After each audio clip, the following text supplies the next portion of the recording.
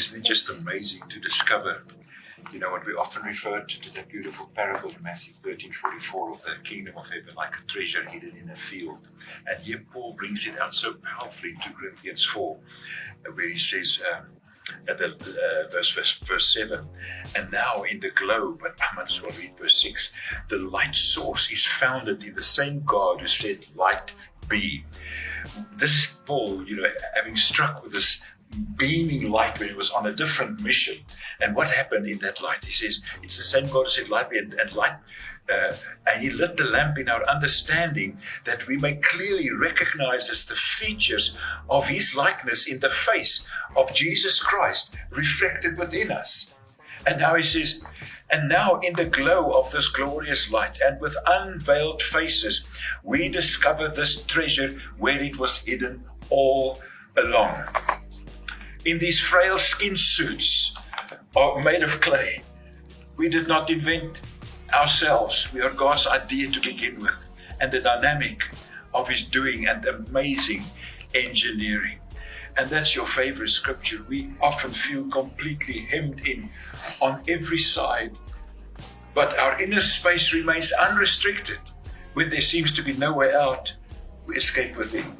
Beautiful. Thank you. Thank you for this word. My darling.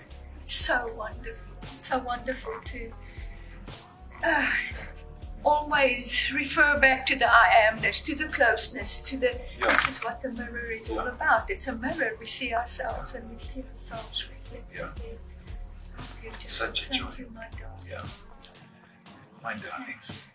I'm so grateful that we can communicate a language that is mother tongue, like living epistles, known and read by all. And we are here to just hold up the mirror so that you may discover yourself through the eyes of your Papa. 1 Corinthians 13, that beautiful love song that Paul writes, 1 Corinthians 13, verse 12, he says, so that we may know, even as we have always been known. That is almost shocking to realize that I've always been known. And in the context of the love of God, who keeps no record of wrong, I have always been loved. And it's the most life-changing reality to know and to discover with unveiled faces. Looking forward to sharing with you in the next programs about this beautiful. Yes. And you can find any information you want on mirrorword.net, where we have lists of books. Lydia writes the most beautiful children books, and also several other books that we've written.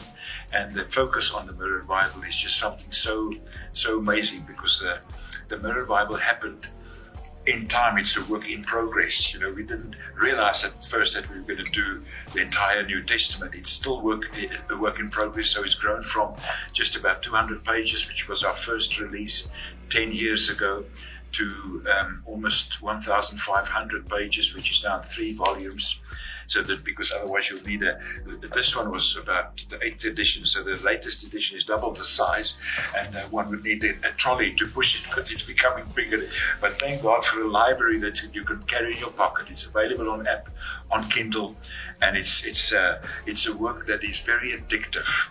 I know as the one who's just been blessed to do this, to say, Lord, I would just often just sit and weep, and being overwhelmed with this love story that unfolds. And the feedback we get has us in tears so often.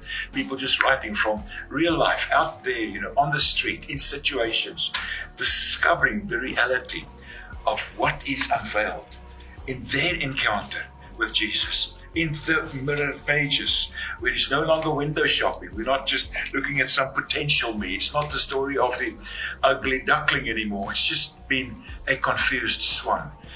And discovering in the mirror who I really am. And my authentic beingness is redeemed in the love of God. And God knows you so well. He knows you're sitting down and you're rising up. He knows your thoughts from afar. And you don't need to hide from that, because He just loves you. He's not mad at you. God is mad about you. You are loved.